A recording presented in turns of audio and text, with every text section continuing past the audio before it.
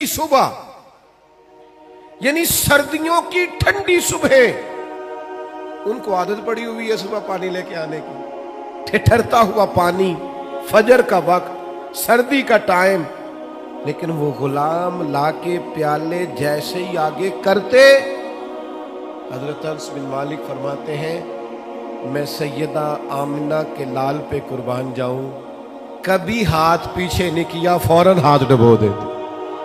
محبوب دل جوئی کرتے، کرم نوازی کرتے، عطائیں کرتے۔ محبوب کریم صلی اللہ تعالی علیہ وسلم نے کبھی ہاتھ پیچھے نہیں کیا، انہوں نے موسم نہیں دیکھا، وہ سردی میں لے آئے، پر یہ کریم ہے نا، اور دروازہ کریم سے کبھی کوئی خالی گیا ہی نہیں، ہاتھ جس سمت اٹھا غنی کر دیا۔ موج بحر سخاوت پہ لاکھوں سلام، محبوب پاک علیہ السلام عطا کر دیتے۔ او یارو، ہو سکتا ہے کبھی کوئی بے موسم حکم اماں دے ہی دیتی ہو، کبھی کوئی ایسی بات ابا جی کر دیتے ہو جو آپ کی طبیعت کے مطابق سوٹ نہ کرتی ہو سکتا ہے کبھی گھر والے کوئی ایسی بات کریں جو برداشت کے قابل وقتی طور پر نہ ہو، لیکن یہ دیکھو نا میرے نبی کا اخلاق، یہ دیکھو نا حضور کا انداز۔ میلاد منانے والوں، محبوب کے نام پر نعرے لگانے والوں، اپنے مزاجوں میں وہ کشادگی بھی پیدا کرو۔ ہو سکتا ہے کچھ لوگ ایسا بھی کام کریں جو بظاہر طبیعت کے مطابق نہ ہو، پر کہنا ہم اس رسول کے ماننے والے ہیں جو ہمیشہ دلوں کا سہارا بنا کرتے، جو ٹھنڈک پہنچایا کرتے۔ عزیز بھائی، ایک اور بات بھی آپ سے عرض کرنی ہے، جو غصہ ہوتا ہے نا انسان کی طبیعت میں، یہ غصہ نہ آنا بھی ایک بیماری ہے، غصہ آنا بھی چاہیے۔ وَغْلُظْ عَلَيْهِمْ، دین کے دشمنوں پر بندے کو غضبناک ہونا چاہیے۔ محبوب بھی غصہ کرتے، حضرت عائشہ صدیقہ رضی اللہ تعالیٰ عنہ فرماتی ہیں اگر کوئی دین کی حدیں توڑتا تھا نا، شریعت کے حدود، تو حضور غصہ کرتے۔ نہیں، کچھ لوگ کہتے ہیں فلانے کو غصہ آتا ہی نہیں، تو میں نے کہا یہ بھی بیماری ہے، اس کا بھی علاج ہونا چاہیے۔ اگر کہیں شریعت کی نافرمانی ہو رہی ہے، اسے غصہ نہیں آتا، تو یہ بھی قابل علاج بیماری ہے، اس کا بھی علاج ہونا چاہیے۔ آپ کو غصہ، اعلیٰ حضرت فرماتے ہیں دشمن احمد پہ شدت کیجیے، وہ ملحدوں سے کیا مروت کیجیے، شرک ٹھہرے جس میں تعظیم حبیب، اس برے مذہب پہ لعنت کیجیے۔ آپ کو کبھی کبھی دین کے معاملے کے اندر غصہ بھی آنا چاہیے۔ جس حدیث میں یہ لفظ موجود ہے نا، اللہ کی رضا کے لیے محبت کرو، اس میں یہ بھی ہے کہ رب کی رضا کے لیے بغض بھی رکھو، غصہ بھی آنا چاہیے۔ لیکن ہمارا مسئلہ یہ ہے، ہمیں دین کے دشمن پر غصہ نہیں آتا، وہاں تو انسانیت جاگتی ہے، ہمیں غصہ آتا ہے ذاتی دشمنوں پر، اور حضور کا اخلاق یہ ہے کہ ذاتی دشمن پر غصہ کرنا ہی نہیں، جو ذات کا دشمن ہے اس پر ناراضگی قطعاً نہیں کرنا، وہ ذات کا۔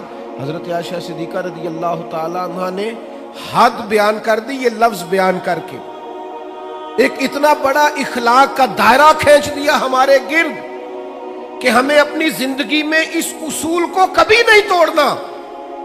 سید عائشہ صدیقہ رضی اللہ تعالیٰ عنہ ارشاد فرماتی ہیں نبی کریم صلی اللہ تعالیٰ علیہ وسلم نے کبھی اپنی ذات کے لیے کسی سے انتقام نہیں لیا، کبھی نہیں لیا، مسلم شریف میں موجود ہے۔ اور دوستو، کبھی نہیں لیا اپنی ذات کے لیے انتقام۔ میلاد منانے کے لیے تشریف لانے والوں، حضور کی محفل میلاد میں حاضر ہونے والوں، کتنے زیادہ جھگڑے ہیں اس وقت جو فقط ہماری ذاتیات کے جھگڑے ہیں، صرف اور صرف ہم اپنی ذات کا بت بنائے، معاذ اللہ لوگوں سے دور ہو گئے۔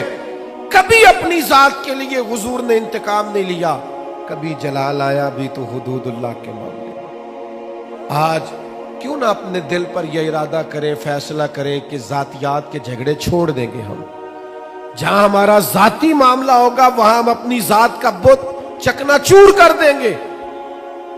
اور پھر انسان کو غصہ آتا ہے نا اپنے ماتحتوں پر، لوگ غصہ کرتے نہیں ملازمین پر، اور بعض ایسے نادان ہیں جو خواتین پر بھی غصہ کرتے ہیں، لیکن میرے محبوب کریم علیہ السلام کی یہ عادت صحیح کتب، صحیح احادیث میں حضور کا یہ اخلاق موجود ہے۔ محبوب نے اپنے دست مبارک سے نہ کبھی کسی غلام کو مارا، نہ کبھی کسی عورت پر ہاتھ اٹھایا۔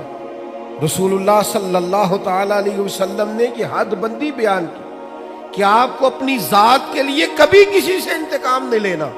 یہ سوچ کبھی بنا کر تو دیکھیں، یہ قاعدہ قانون اپنی زندگی میں اس کا نفاذ تو کریں۔ ہر جگہ ذاتی جھگڑے، ذات کے معاملات ہم نے کھڑے کیے ہوئے ہیں۔ یہ کتنا مشہور واقعہ ہے طائف کا، لوگوں نے پتھر مارے اور جب باقاعدہ فرشتے نے آ کے کہا یا رسول اللہ حکم کریں تو میں ان کو پیس کے نہ رکھ دوں، تو حضور نے کیا فرمایا؟ فرمایا یہ نہیں مانتے تو امید ہے ان کی نسلیں کلمہ پڑ جائیں گی، ان کی پشتوں میں سے اللہ ایسے لوگ پیدا کرے گا جو شرک سے بچیں گے، اللہ کی توحید کا اعلان کریں۔ لہٰذا ہمیں ان کے بارے میں کوئی سخت انداز اختیار کرنا نہیں ہے۔ میرے دوستو، ایک اور بھی مسئلہ بن گیا ہمارے ہاں۔ میں بات سمیٹنے کی طرف آ رہا ہوں، پر آپ کا ذوق شوق دیکھ کے میری طبیعت بھی بڑھ رہی ہے کہ باتیں کچھ اور کروں آپ کے ساتھ۔ تھوڑا وہ کسی نے کہا تھا نا انکار کری اج ساکی موسم بڑا سہانا، مستی داج می برسا دے پیاس دا نہیں ٹھکانا۔ تو کچھ میرا دل کر رہا ہے کہ کچھ درد دل کھول کے آپ کے سامنے رکھوں، جو چیزیں معاشرے میں محسوس کرتا ہوں ان احساسات میں سے کچھ باتیں آج آپ کے ساتھ کروں۔ ایک اور طبیعت ہماری بڑی ہو گئی ہے، لان تان کرنے کی، برا بھلا کہنے کی، سخت سست جملے کہنے کی۔ اب یقین کریں مذہبی سٹیج سے، آج کل مذہبی سٹیج سے لفظ بیان کیے جا رہے ہوتے ہیں معاذ اللہ، اور اس طرح کی گفتگو کی جا رہی ہوتی ہے بازاری زبان میں کہ جو اس سٹیج کو زیب نہیں دیتی۔ اتنے اعزاز والی جگہ پر بیٹھ کر آپ اتنی کمزور بات کر رہے ہیں، کچی بات کر رہے ہیں، اور ایسا جملہ بول رہے ہیں جو جملہ ہی بازاری ہے۔ وہ جی فلانے نے کہا ہے تو میں اس کے جواب میں کہہ رہا ہوں، آپ اس کی سطح پہ اتر آئیں گے۔ وَإِذَا خَاطَبَهُمُ الْجَاهِلُونَ قَالُوا سَلَامًا۔ جاہلوں سے تو کبھی انسان کی گفتگو ہو تو انہیں سلام کیا جاتا ہے، ان کی سطح پر اتر کر بات نہیں کی جاتی۔ یہ طریقہ ہی درست نہیں ہے۔ میرے عزیز، حضرت انس بن مالک رضی اللہ تعالیٰ عنہ ارشاد فرماتے ہیں جب ایک مقام پہ کہا گیا نا حضور علیہ السلام کو، صحابہ فرماتے ایک مقام پہ کہا گیا یا رسول اللہ آپ دعا کر دیں یہ تباہ ہو جائیں، حضور فرمانے لگے مجھے لعنت کرنے والا بنا کے نہیں بھیجا گیا، مجھے تو رحمت للعالمین بنا کر بھیجا گیا۔ تو جو بنا کر بھیجا گیا ہے، جو حضرت عیسیٰ علیہ السلام کو ایک شخص برا بھلا کہہ رہا تھا، آپ دعائیں دے رہے تھے، تو ایک صاحب نے کہا حضور وہ برا بھلا کہہ رہا آپ دعائیں دے رہے، فرمانے لگے اس کے اندر جو ہے وہ باہر نکل رہا ہے اور میرے اندر جو ہے وہ باہر نکل رہا ہے، تو اب یہاں جس چیز کا سٹاک ہے وہی نکلے گا نا، اب کچھ لوگوں کے اندر جو بھرا ہوا وہی باہر آئے گا۔ حضرت انس بن مالک کا یہ فرمان اللہ کرے امت یاد کرے۔ حضرت انس بن مالک ارشاد فرماتے ہیں نہ تو نبی پاک فحش گو تھے، کوئی ایسی بات نہ کرتے جو خلاف ادب ہوتی، نہ لعنت کرنے والے تھے، نہ آپ کا کلام اس طرح کا ہوتا تھا جس طرح کا عرب میں بد کلامی سے گفتگو کی جاتی تھی۔ فرماتے اگر کبھی حضور کو بڑا جلال بھی آتا تو اتنے لفظ فرماتے تھے اس کی پیشانی خاک آلود ہو۔ اس سے زیادہ کبھی میرے نبی کریم نے کوئی بات ارشاد، ناک خاک آلود ہو، پیشانی خاک آلود ہو، اس سے بڑھ کر کبھی کوئی جلال کا جملہ حضور کی زبان سے نہیں نکلا۔ آپ کی خدمت میں عرض کروں گا آپ کا لہجہ اتنا میٹھا ہو، اتنا باوقار ہو، لفظ اتنے جچے تلے اور حسین ہو کہ آپ کو نعرہ لگا کے نہ کہنا پڑے غلام ہے رسول کے غلام ہے، بلکہ آپ کے لہجے سے اندازہ ہو کہ یہ کوئی عام نہیں ہے، یہ رسول اللہ کا غلام ہے۔ اس کا انداز بتاتا ہے نبی پاک کا غلام ہے، اس کے لفظ اور جملوں کی تاثیر بتاتی ہے یہ رسول اللہ صلی اللہ علیہ وسلم کا غلام ہے۔ یعنی آپ کہتے پھریں کہ میں بلبل خوش لہجہ گلزار نبی ہوں، میٹھی میری باتیں ہیں، میں نمک خوار نبی ہوں، حضور کا نمک کھاتا ہوں، اس لیے لہجے میں مٹھاس آ گئی۔ تو نبی کریم صلی اللہ تعالی علیہ وسلم کو اللہ تبارک و تعالی نے اخلاق عالیہ کی بلندیوں کے ساتھ دنیا میں مبعوث فرمایا۔ ایک بات جو آج امت کو بڑی سمجھنی